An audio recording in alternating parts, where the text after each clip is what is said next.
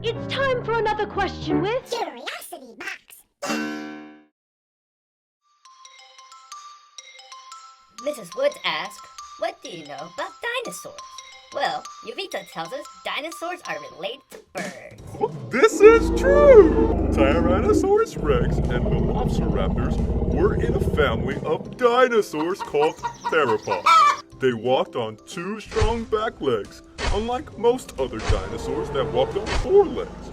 Recently, DNA taken from a 68-million-year-old T-Rex showed their most closely related ancestors are chickens, turkeys, and ostriches.